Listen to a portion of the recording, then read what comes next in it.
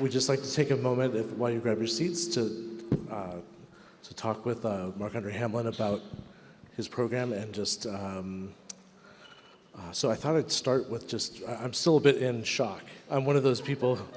I'm very nerdy, and so backstage I was sitting there with a score, for everything, and it's quite an experience. It's really the Concord Sonata.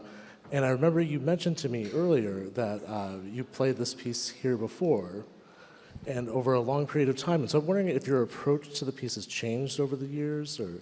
Well, I think that would be for other people to say, because I've had one approach with it, like anything else, and it's just trying to find the truth. And whether this mode of trying to find the truth has changed over the years, that might be more obvious to listeners than to me, actually. Yeah. What compelled you to combine the pieces on this particular program? I'm just thinking they have a certain reputation in terms of their difficulty both to understand and to execute and to. But they have a certain resonance with each other. Especially, I'm just thinking of the Gaspard and the Concord. Sure. Yeah. Well, they're all tremendous musical statements.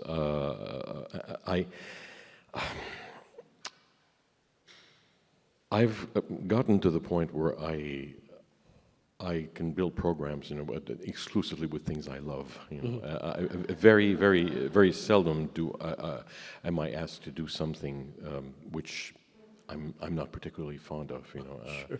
So I mean, these are all really old friends. The Concord Sonata I actually discovered. I didn't play it then, but I discovered it when I was 13.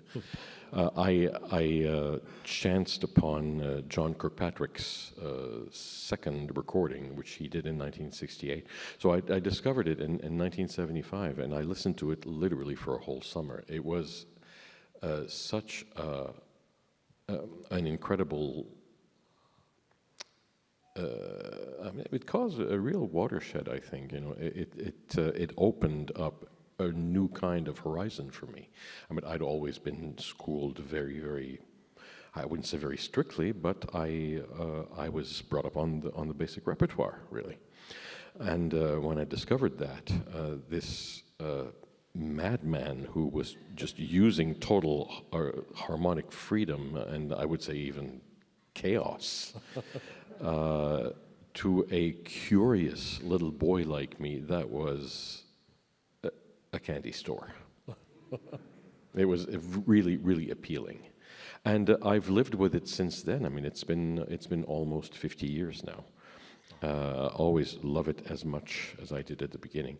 I didn't play it until I actually the first time I played it was at my master's recital at university. I sort of chanced it. Gave it a test run, I guess.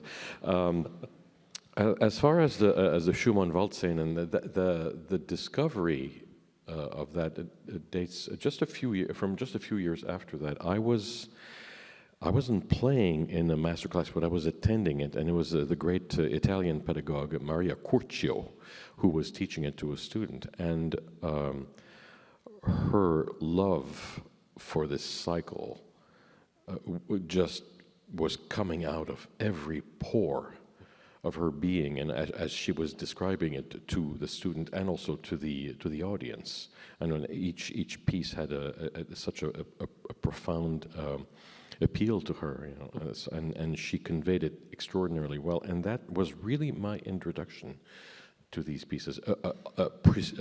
Before that, I had only known the most famous piece in the cycle, which is the Bird as Prophet, number 7.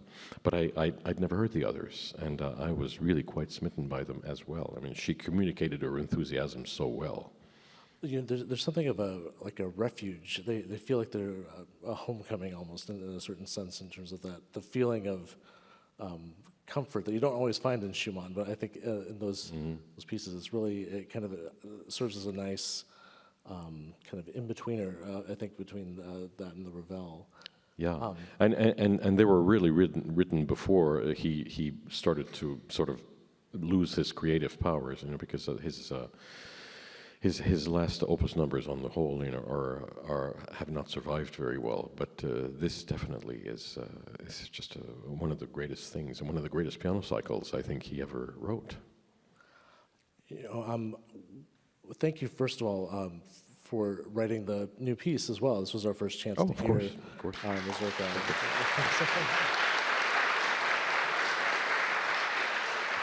And this is a library commission, and one of the great things about that is that he was kind enough to give us the manuscript so we can hold that, and you write by hand. Do you write everything by hand, or? Yes, I haven't learned how to use notational software. It's not worth it. I'm lazy.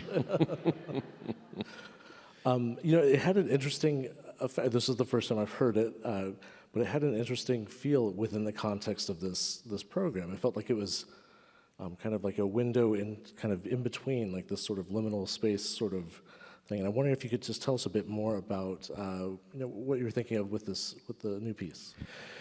Well, it sort of came into being rather gradually, and one interesting thing about it is that I was very definite as to how I wanted it to end, kind of an evaporation. The trouble was getting there. It's not always an obvious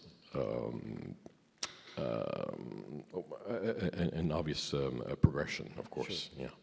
I tried out various things. I mean, there's some material that I came up with that I finally didn't use. It's really, really hard to describe.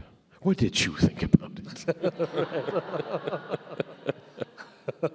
Well, that's a good question. It's so interesting just to hear that, and also with the music box piece that you I was thinking there's a section in the Ives that's a little bit of a musette, sort of the repeated little moment in there that is nothing like what your piece was. There's a section in the Alcotts that sounds a little bit like a grandfather clock in the hallway. Yeah, and which is very appealing. Yeah, and when did you write that piece? Is that a 1986, if memory serves? Yeah, I was still a student. I remember showing it to my composition teacher, and I didn't think much of it. And he said, "Oh, that's rather nice." I said, "Really?" But I got to like it a little more afterwards. Well, sure. Yes. Nice. Wonderful. Has that one been published? Is that? Yeah, it's part of a little collection called Con Intimissimo Sentimento, and Peter's edition put it out. Excellent. Yeah. And you recently had a disc of your compositions, recent pieces.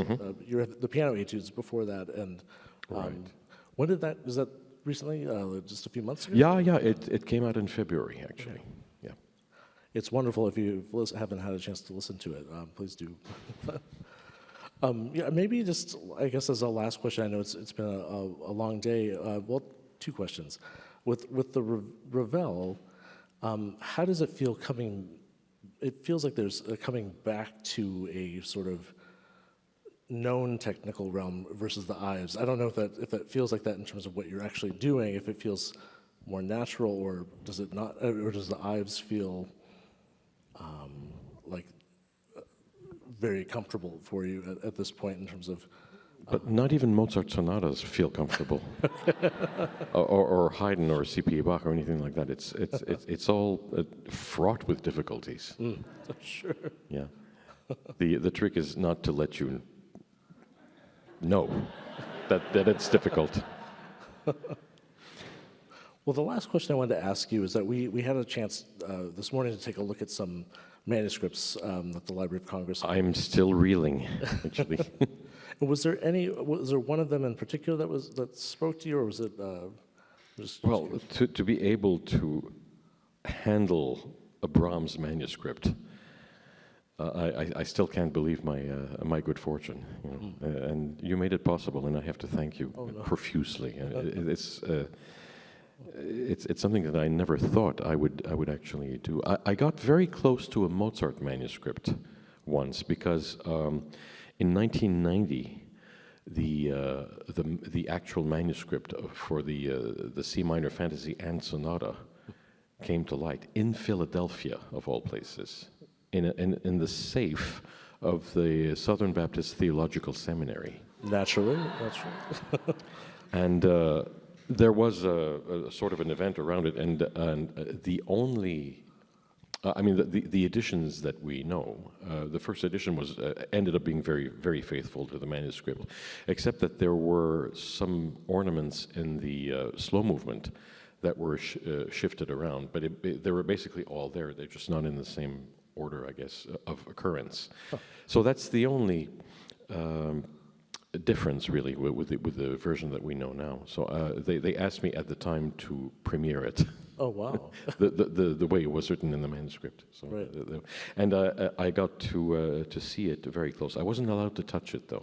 There were a couple of guards around. They said, "Careful now." We had a similar situation, right? We didn't really trust you as you were. We had to have like several people, to the side, keeping an eye. You should have seen me. I tore up the whole thing, Well, listen, thank you so much for a wonderful evening, and I know that everybody here really appreciated your music and everything. So you're so welcome. Thank you. Thank you all for coming. Thank you.